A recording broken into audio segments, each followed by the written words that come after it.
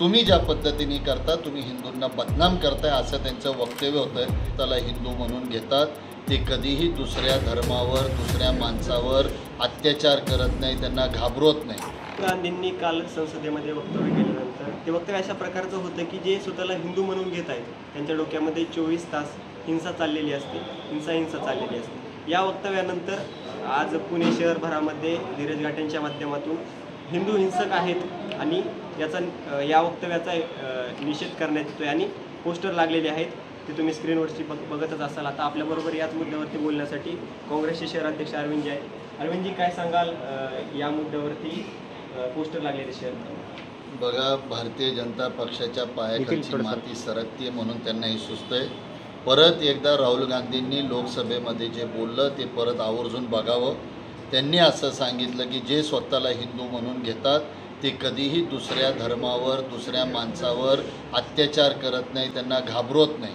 आणि त्यांनी हेही सांगितलं, ज्या पद्धतीने भारतीय जनता पक्ष असेल, RSS असेल किंवा पंतप्रधान असेल, BJP असेल, तुम्ही म्हणजे ह्या देशातले हिंदू नाही, तुम्ही ज्या पद्धतीने करता, तुम्ही हिंदूंना बदनाम करताय असं त्यांचं वक्तव्य होतं. पण आता भारतीय जनता पक्षाला पायाखालची वाळू सरकल्यामुळं ढचा म कसा करायचा हे त्यांना चांगलं कळतं.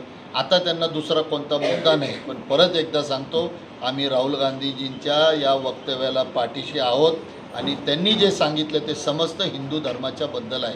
दुसरा मुद्दा, जे मनोहर भिडे आहेत त्यांनी साईबाबाबद्दल अनुद्गार काढले, महिलांबद्दल अनुद्गार काढले, या देशाचं स्वातंत्र्य म्हणजे दळभद्री हे काढलं. भारतीय जनता पक्षाला त्याच्याबद्दल काही वाटत नाही का? कोण लागतो मनोहर भिडे तुमचा? मनोहर भिडे कोण लागतो तुमचा? आत्मपरीक्षण करा ना. म्हणून हे तुमचा दोघळेपणा ह्या पुणे शहराला, महाराष्ट्राला चांगला कळलेला आहे. म्हणून जे स्वतःला हिंदू म्हणून घेतात ते दुसऱ्या धर्माचा आणि दुसऱ्या व्यक्तीचा द्वेष करत नाही. यात जो तसा वागतो तोच गर्वाने सांगतो की मी हिंदू. सकाळी तुम्ही आंदोलनसुद्धा केलं. या आंदोलनानंतर धीरज घाटेंनी अशी प्रतिक्रिया दिली होती की काँग्रेसच्या पायाखालची वाळू सरकली आहे, त्यांच्याकडे मुद्दे नाही आहेत, आम्ही हिंदुत्वाचा अजेंडा घेऊन चालतोय, आम्ही हिंदुत्ववादी आहोत. परंतु काँग्रेस कधी हिंदूंसाठी रस्त्यावर उतरली हे त्यांनी सांगावं. या देशाला स्वातंत्र्य मिळून 70 ते 75 वर्ष झाले आणि या 70-75 वर्षामध्ये काँग्रेस पक्षाने जे बहुतांश राज्य केलं त्यामुळं आजपर्यंत हिंदू धर्म पूर्णपणे समाधानी आणि यशस्वी राहिलेला आहे. पण ह्या 2014पासून आत्तापर्यंत तुम्ही 10-11 वर्षाचा कालावधी पाहिला तर हिंदू धर्माच्या नवीन मुलांना द्वेष करायला शिकवलेलं ह्या भारतीय जनता पक्षाने.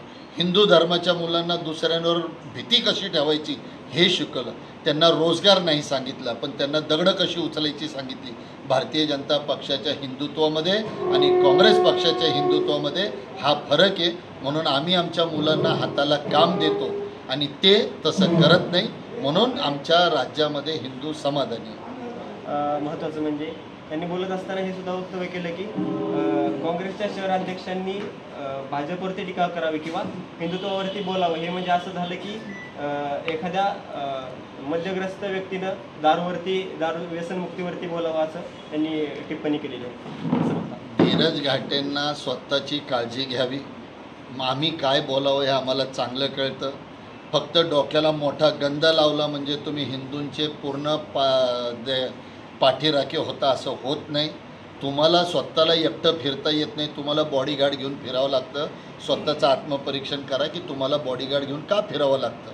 म्हणून आम्ही जे बोलतो ते समस्त हिंदूंबद्दल बोलतो आणि BJPचं हिंदुत्व म्हणजे फक्त ठराविक भारतीय जनता पक्ष, RSS ह्या लोकांचं हिंदुत्व आहे, जे ह्या देशाला मान्य नाही.